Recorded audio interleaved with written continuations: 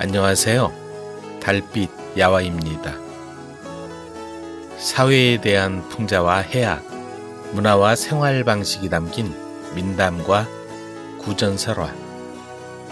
이번 시간엔 우리나라 조혼 풍습 속에서의 부부 이야기를 재미있게 다룬 농부와 사나운 아내를 비롯해서 땅속에 있는 세상, 북두칠성의 전설, 천국에 간 페드로, 그리고 원숭이와 악어, 재물과 행복, 이렇게 6편의 이야기가 이어집니다. 농부와 사나운 아내. 어느 마을에 가난한 농부가 살았다. 그 농부는 마음씨가 착하고 인내심이 많고 인정 또한 많아서 누가 어떤 부탁을 해도 기쁜 마음으로 들어주곤 했다. 마을 사람들은 어려운 일이 생기면 먼저 그 농부에게 부탁했다. 여보게, 나 좀 도와주게나. 그러면 농부는 조금도 지체하지 않고 달려갔다. 사람들을 돕는 일이 마냥 즐거웠고 기분이 좋았다. 성격이 유쾌한 그 농부는 밖에 나가면 살판이 났다. 마을 사람들도 모두 농부를 좋아했다. 일을 도와주지 않더라도 농부와 같이 있으면 온갖 시름이 사라지는 것 같았다. 그렇듯 농부는 사람들에게 기쁨을 주는 그런 사람이었다. 하지만 집에만 들어오면 말 한마디 못하고 조용히 지내야만 했다. 농부보다 나이가 많은 아내는 남편이 한마디라도 하면 소리를 지르고 화를 내기부터 했다. 당신은 제대로 하는 일이 하나도 없어. 어쩌면 그렇게 멍청할까? 그러다 보니 아내 앞에서는 기도 펴지 못하고 고양이 앞에 쥐처럼 찍소리 못하고 살았다. 그러던 어느 날 농부는 깊은 시름에 잠겼다.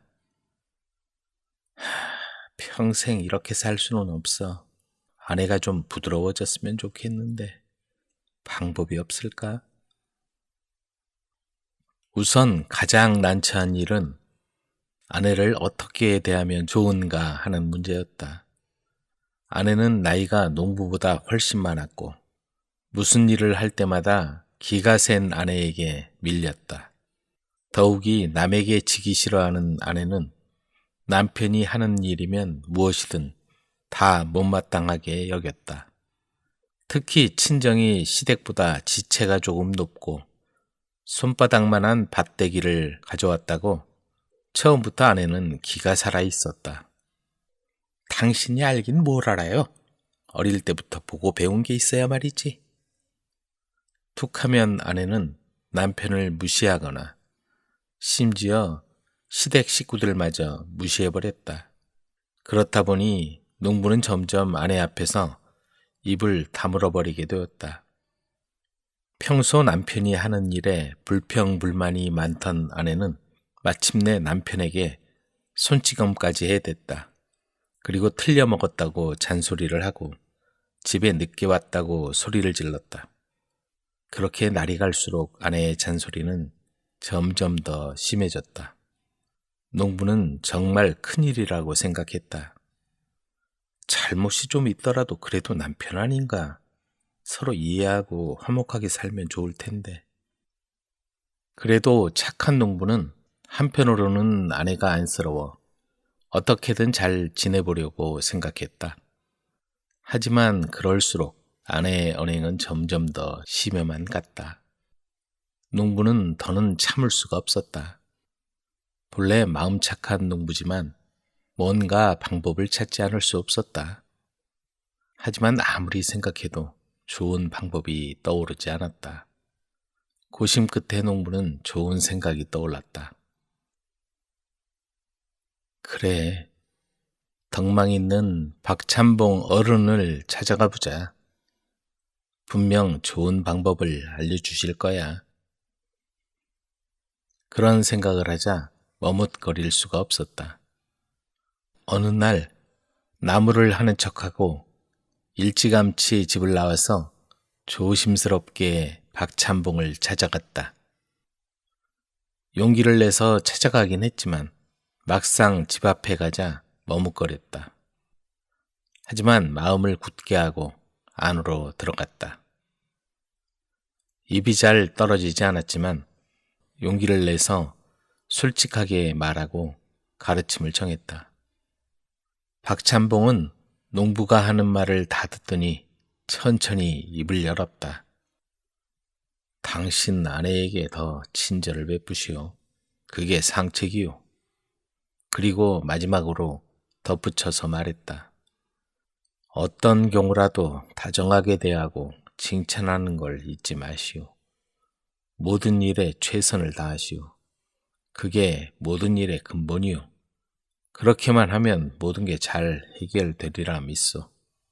농부는 그 말을 듣고 즐거운 기분으로 돌아왔다.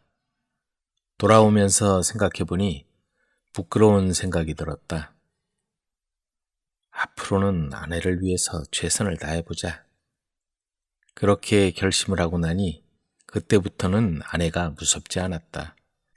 주눅이 들어 말도 제대로 못하던 농부는 그날 이후로 아내를 더 다정하게 대하고 칭찬하고 아내의 말을 경청했다.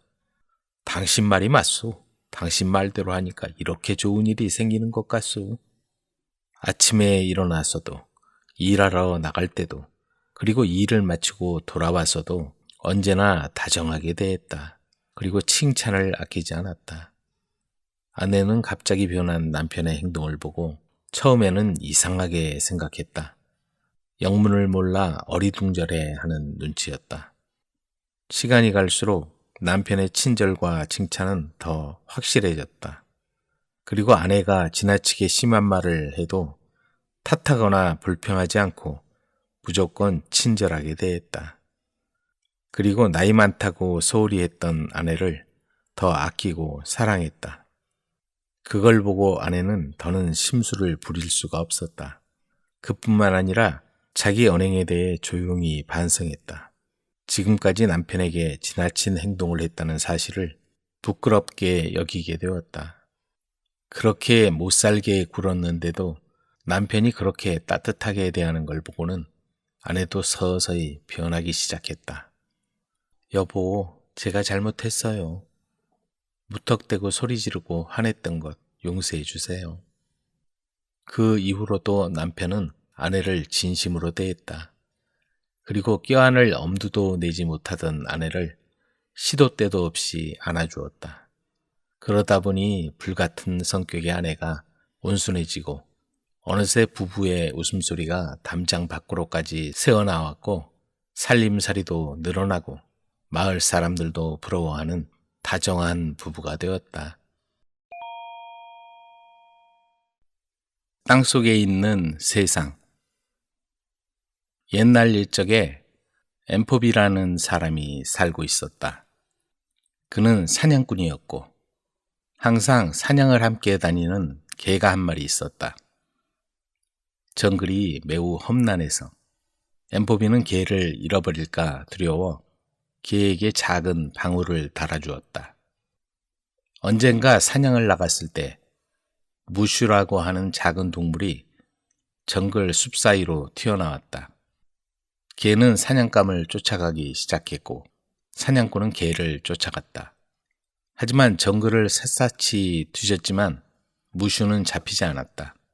마침내 무슈가 동굴 속으로 들어갔고 사냥개도 뒤를 따라갔다. 엠포비가 도착해서 보니 동굴이 마치 터널 입구처럼 보였다. 엠포비는 사냥개의 방울소리가 멀리서 울리는 것을 듣고 동굴 속으로 들어가 소리를 따라갔다. 엠포비는 방울소리가 계속해서 들리자 그 소리를 따라서 점점 더 어둡고 깊은 땅속으로 들어갔다. 무슈를 잡고 싶었기 때문이었다. 갑자기 동굴의 끝이 보였고 엠포비는 지구 중심에 있는 나라에 왔다는 걸 알았다. 아름다운 정원과 나무, 꽃과 강이 있고 양과 거위떼가 있고 소가 무리지어 푸른 들판에서 풀을 뜯는 아름다운 나라였다. 여전히 무슈는 계속해서 도망을 갔고 사냥개도 그 뒤를 계속해서 쫓고 있었다. 엠포비도 놀라서 좌우를 두리번거리면서 그들을 따라달렸다. 엠포비는 사냥개와 무슈를 쫓아서 어느 정원으로 들어갔다. 아직도 사냥개는 무슈를 잡지 못하고 있었다. 그런데 뜰의 중앙에 늙은 노인이 조용히 앉아 있었다. 엠포비가 무릎을 꿇고 노인에게 인사를 하자 노인이 이렇게 말했다. 여기서 뭘 하는 건가? 왜 여기에 온 거지? 엠포비가 대답했다. 사실 저는 제가 지금 어디에 있는지 모릅니다. 이 개는 제 사냥개입니다. 정글에서 이 무슈를 쫓고 있었는데 무슈가 동굴로 뛰어들어가자 제 사냥개가 쫓아갔고 사냥개를 쫓아왔더니 이곳으로 오게 되었습니다. 그러자 노인이 물었다. 내가 누군지 알고 있는가? 나는 와룸비다. 나는 지상으로 가서 사람들과 소, 양과 거위를 데리고 이곳 아름다운 죽음의 나라로 데리고 오는 거지. 들어올 수는 있지만 아무도 다시 돌아갈 수는 없다. 이제 너와 너의 사냥개 그리고 무슈는 영원히 이 나라에 살게 될 것이다. 그러자 사냥꾼은 구슬프게 울면서 다시 돌아갈 수 있게 해달라고 와룸비에게 애원하기 시작했다. 오래 있지 않겠습니다.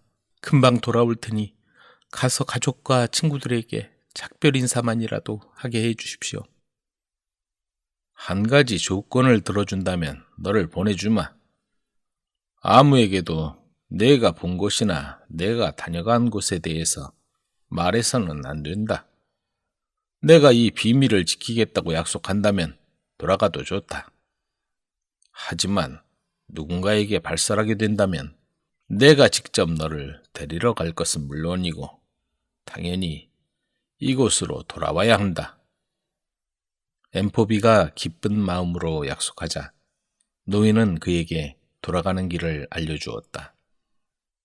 사흘 동안이나 나타나지 않아 정글에서 길을 잃어버린 줄로만 알았던 엠포비가 집으로 돌아오자 어머니와 아내, 친척들은 매우 기뻐하며 그에게 어디에 있었는지, 무엇을 보았는지 물어보았다. 그는 그 질문에 한결같이 이렇게 대답했다. 무슈를 사냥하다가 길을 잃었어요.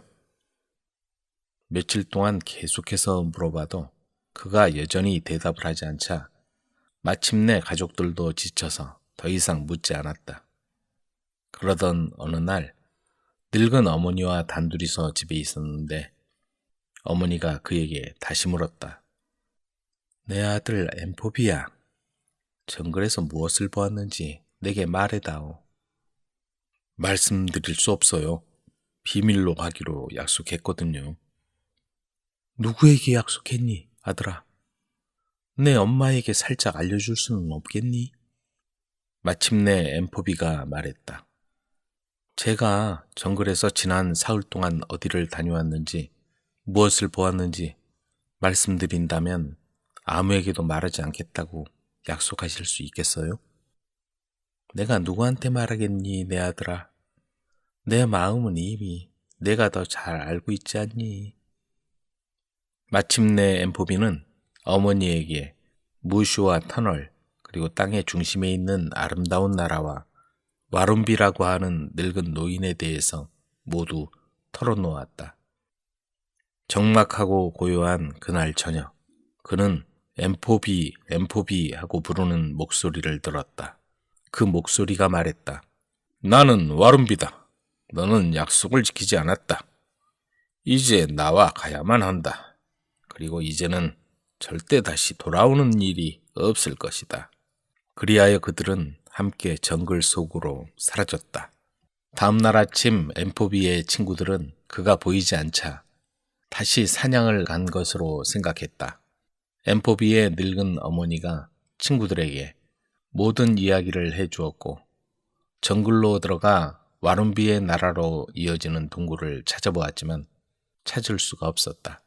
그 후로 수많은 사람이 찾아보았지만 아무도 그 동굴을 찾을 수 없었고 아무도 엠포비가 지상으로 다시 오는 걸 보지 못했다.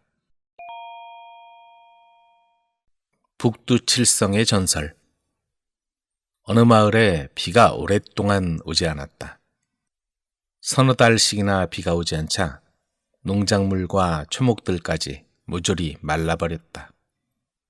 우물도 말라버려 물 한 방울 나오지 않았으며 강물까지도 모두 말라버렸다.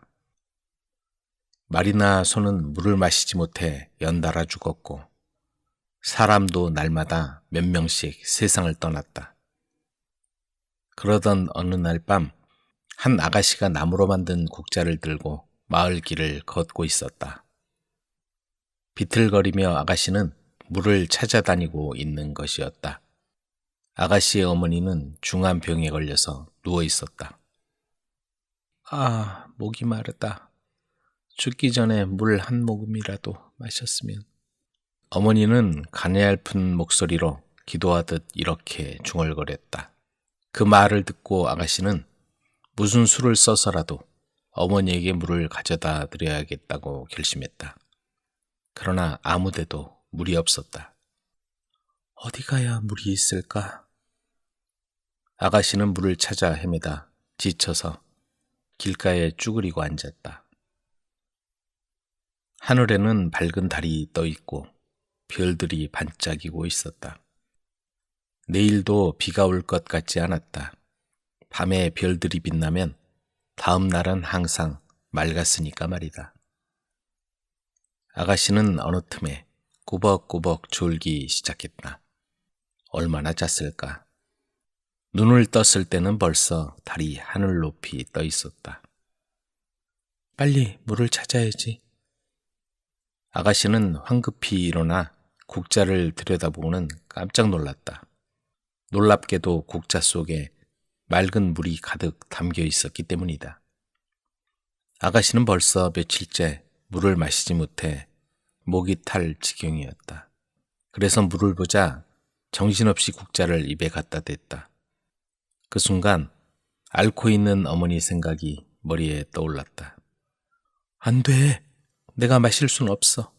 어서 어머니께 갖다 드려야지. 아가씨는 국자를 얼른 입에서 떼고는 귀한 물을 흘리지 않도록 조심하면서 집을 향해 갔다. 얼마쯤 가다가 아가씨는 그만 돌부리에 걸려 몸이 휘청하는 바람에 소중한 국자를 그만 떨어뜨리고 말았다. 아가씨는 가슴이 철렁 내려앉아 얼른 국자를 집었다. 그런데 이상하게도 국자의 물은 한 방울도 엎질러지지 않았다. 휴, 살았다.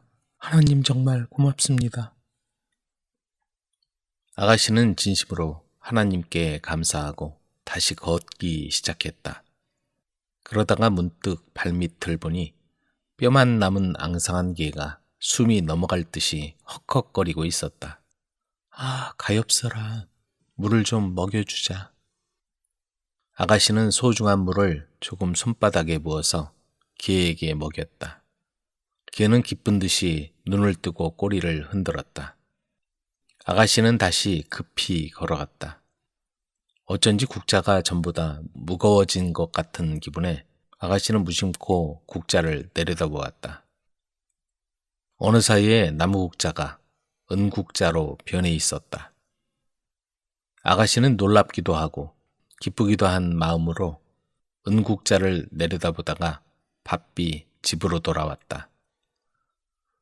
물이구나, 물. 어머니는 국자를 보더니 자기도 모르게 소리를 지르며 침대에서 벌떡 일어났다. 그리고 떨리는 손으로 국자를 꼭 거머쥐었다. 정신없이 물을 두어 모금 마시더니 어머니는 국자에서 입을 떼었다. 자기보다 딸에게 그 물을 먹여야겠다고 생각한 것이다. 아, 정말 맛있다. 엄마는 이제 됐으니 나머지는 내가 마셔라. 어머니는 딸에게 국자를 돌려주었다. 그 순간 은국자가 금국자로 변했다. 두 사람은 어리둥절해서 서로 얼굴을 마주 보았다. 하지만 지금은 물 생각으로 머리가 꽉 차 있어서 다른 걸 생각할 여유가 없었다. 어머니, 저는 괜찮으니까 걱정 말고 더 드세요. 그리고 빨리 나으셔야죠. 딸은 목이 타는 걸 꾹 참으며 말했다. 어머니는 딸의 착한 마음씨에 눈물을 흘리며 말했다. 엄마는 마실 만큼 마셨단다. 어서 마셔라. 그래야 엄마가 기쁘지. 아니에요. 어머니가 잡수세요. 두 사람이 물을 가지고 서로 사양하고 있는데 깡마른 노인이 들어왔다. 그 물을 내게도 좀 마시게 해줘요. 목이 말라 금방 죽을 것 같아. 착한 아가씨는 노인이 측은하게 여겨져서 어서 드세요 하고 얼른 국자를 건네주었다. 그런데 노인은 물은 마시지 않고 국자 속을 뚫어지게 들여다보고만 있었다. 아가씨는 이상한 생각이 들어서 같이 국자 속을 들여다보다가 깜짝 놀랐다. 국자 안에는 별처럼 반짝반짝 빛나는 다이아몬드가 7개나 들어있었다. 아가씨가 눈이 휘둥그레져 있는 동안 노인은 정신없이 물을 마시기 시작했다. 그런데 어찌 된 일인가? 아무리 마셔도 국자의 물이 조금도 줄어들지 않는 것이었다. 물을 마신 노인은 눈 깜짝할 사이에 어디론가 사라졌다. 그러자 물속에 있던 7개의 다이아몬드가 국자에서 차례로 튀어나와 하늘 높이 날아갔다. 아가씨는 급히 창가로 뛰어가 하늘을 쳐다보았다. 북쪽 하늘에 국자 모양을 한 7개의 별이 반짝반짝 빛나고 있었다. 바로 북두칠성이었다. 어머니와 아가씨는 아무리 마셔도 줄지 않는 국자의 물을 마시고 완전히 기운을 차렸다. 마을 사람들도 이 국자 덕분에 갈증을 면했다. 죽어가던 짐승들도 활기를 되찾았다. 얼마 후 기다리고 기다리던 비가 내렸다. 마을 사람들은 쏟아지는 빗속을 뛰어다니며 흠뻑 비를 맞았다.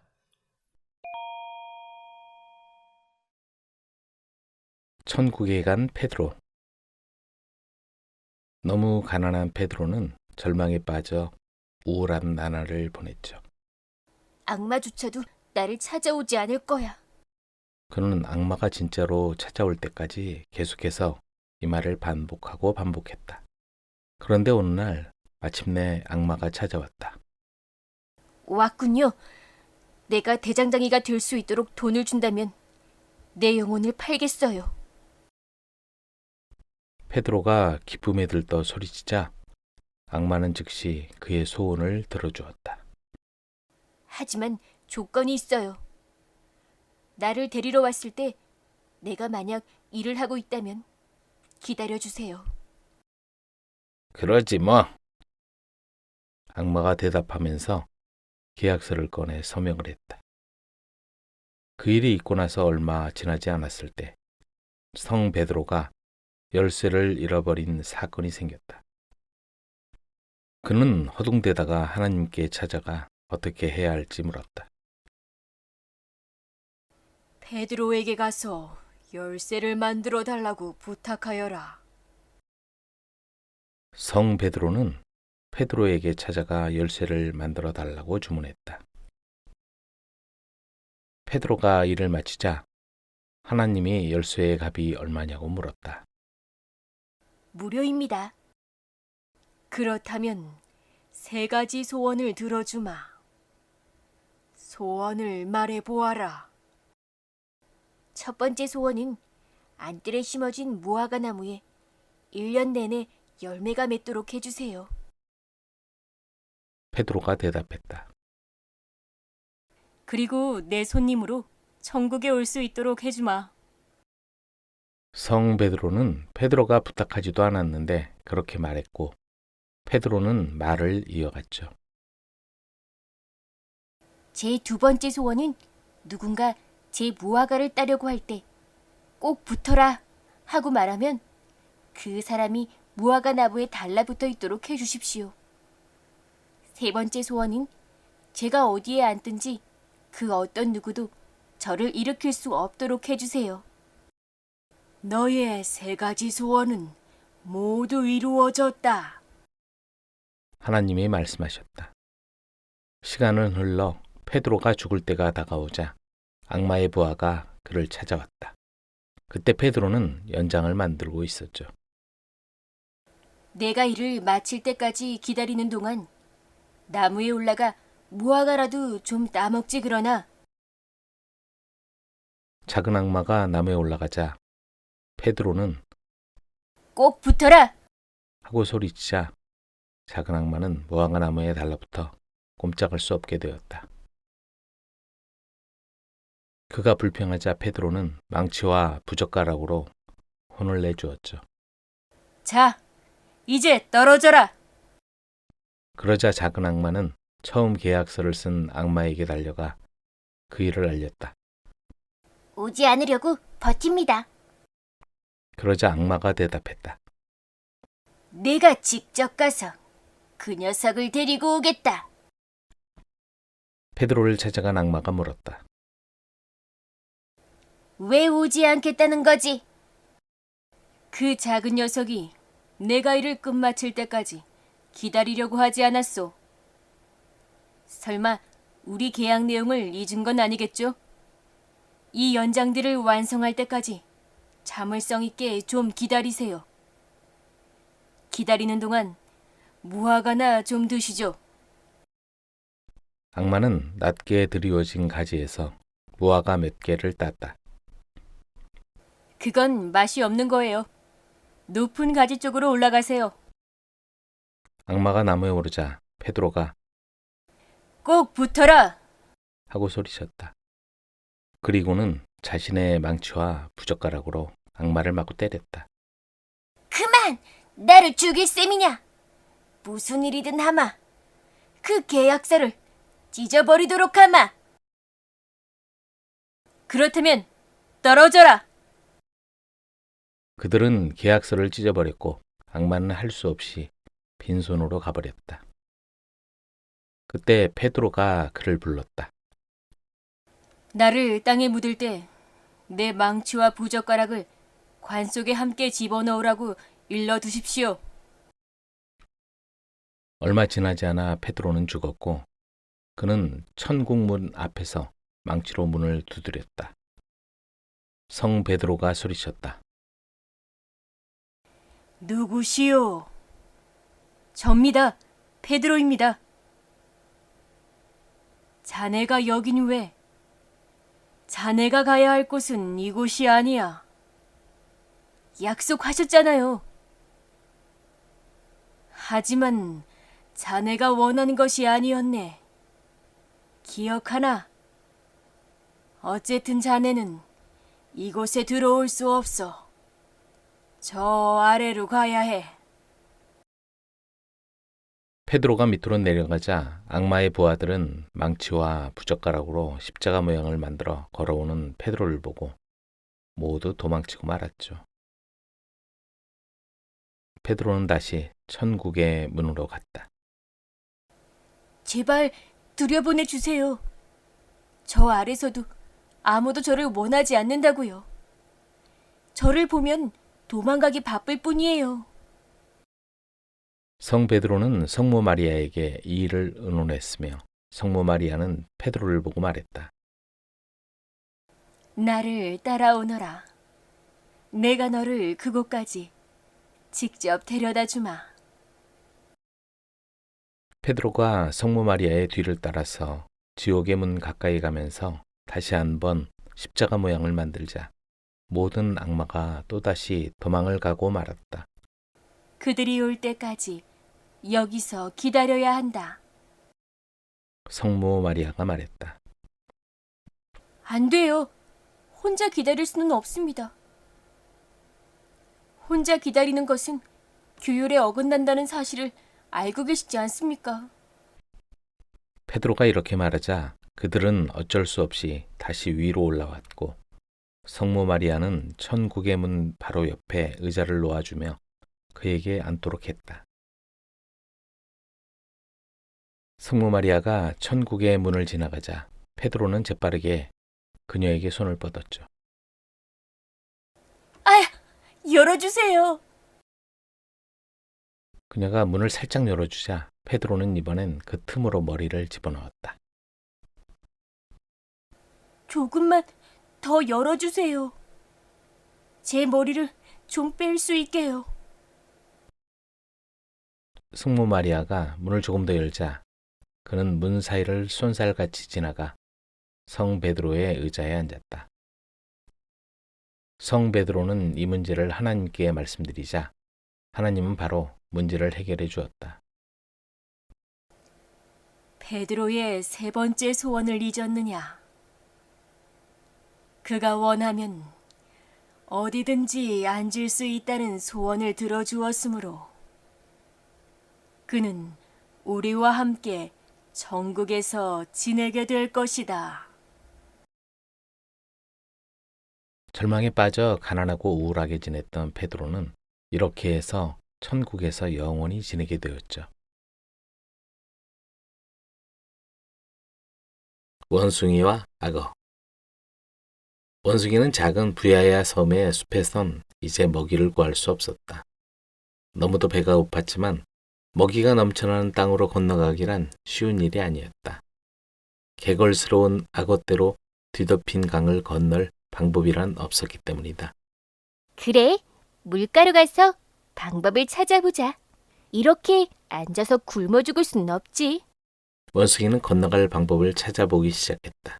수영을 하기엔 강물이 많이 차가울 거야.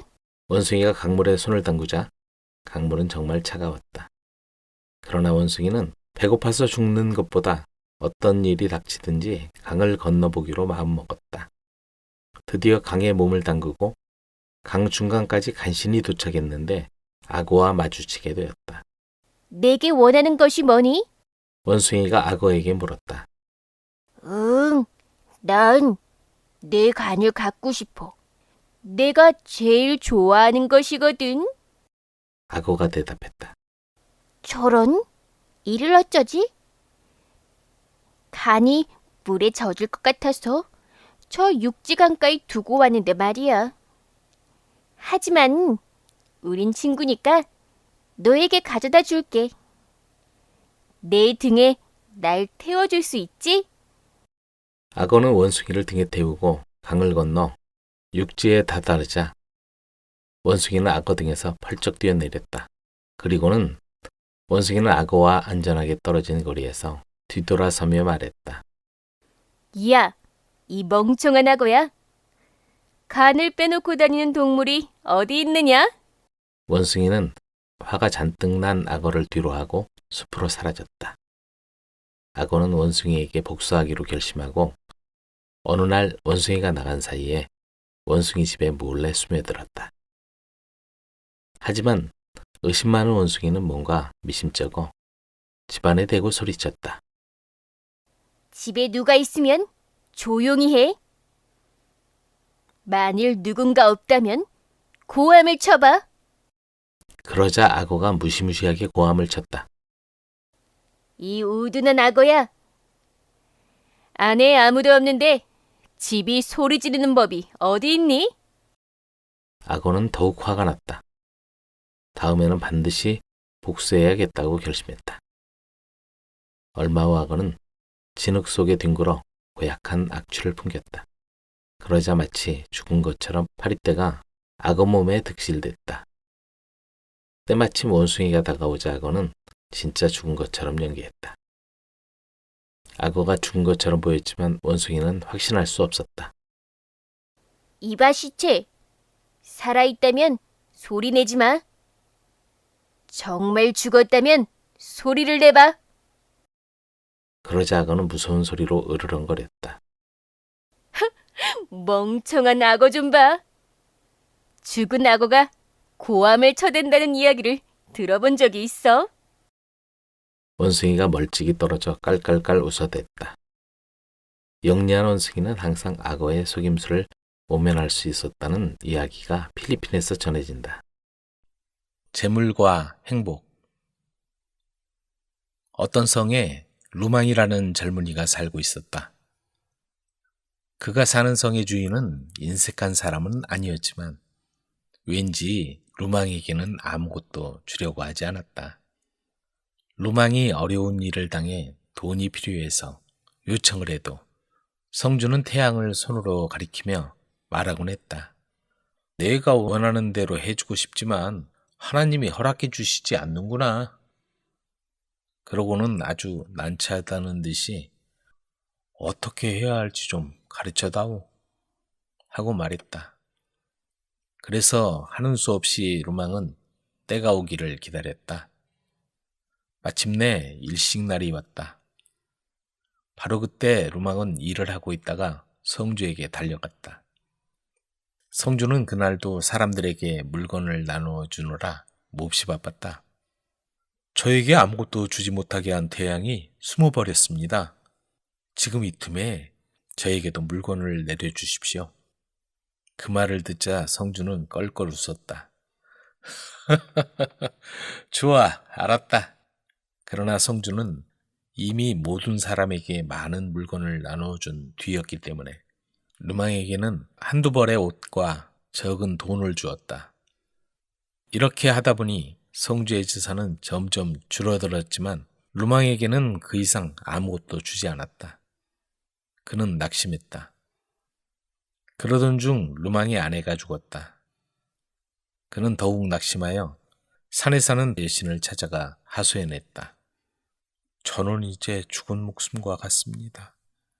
살아나갈 힘이 전혀 없어요. 제가 원하는 것을 가질 수 없으면 차라리 여신님 앞에서 죽어버리겠어요. 루망은 그 자리에 앉아 기도했고 기도하는 동안에는 음식을 전혀 먹지 않고 금식을 했다. 그 모습을 본 여신이 그의 꿈에 나타나 말했다. 내가 정 그렇게 원한다면 물질의 축복이나 기쁨의 은혜 이 둘 중에 하나를 너에게 주리라. 내가 원하는 걸 가지도록 해라. 여신의 목소리를 듣고 루망이 대답했다. 하지만 저는 어떤 게 좋은지 알 수 없습니다. 두 가지의 차이를 모르겠어요. 그렇다면 내가 태어난 나라로 가보도록 해라. 그곳에 타이탄과 알타바라는 장사꾼 2명이 있는데 그들의 생활을 보고 오도록 해라. 그 말을 들은 루망은 꿈에서 깨어 곰곰이 생각하다가 다시 잠들어 버렸다. 다음 날 아침 눈을 뜨자 루망은 산에서 내려와 자기가 태어난 고향으로 돌아가 첫 번째 상인 알타바를 찾아갔다.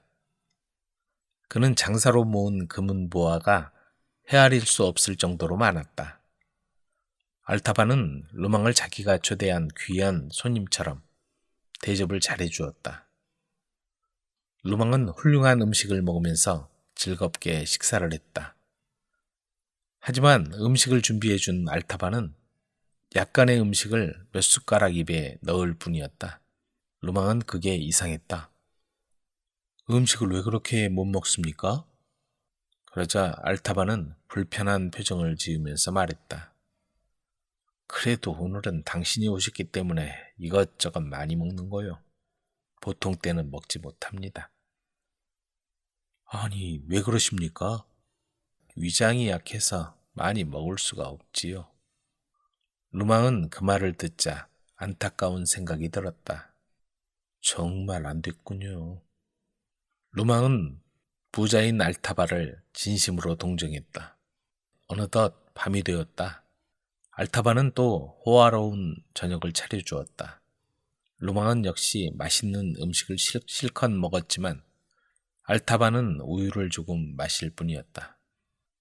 두 사람은 그날 밤 같은 방에서 잤다. 루망은 다시 꿈을 꾸었다. 꿈속에서 사납게 생긴 남자들이 몽둥이를 들고 마구 쳐들어와 고함을 질러댔다. 이 욕심쟁이야.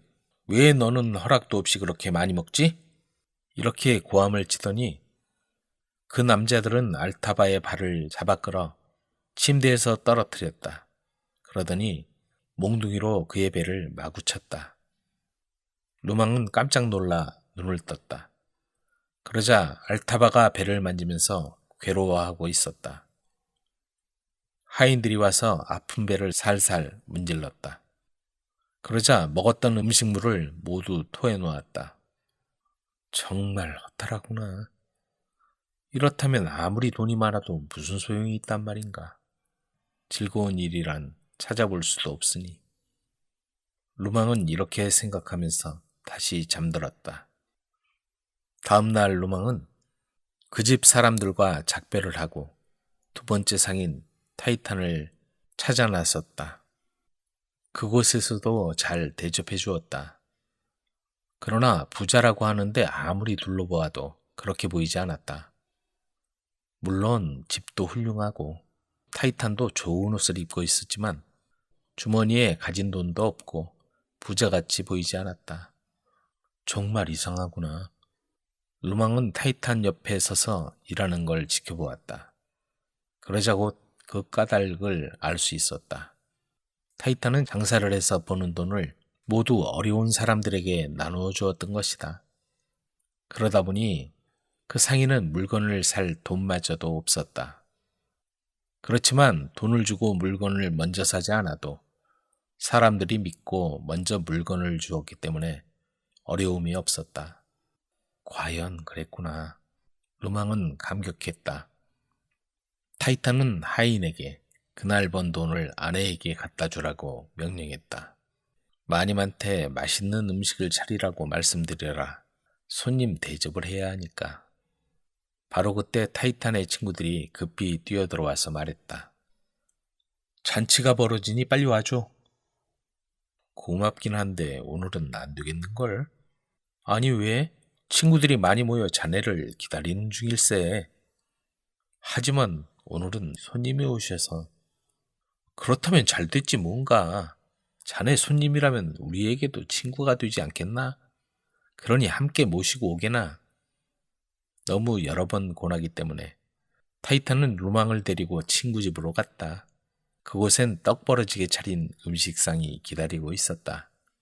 밤이 깊어지자 즐겁게 시간을 보낸 타이탄은 루망과 함께 자기 집으로 돌아왔다.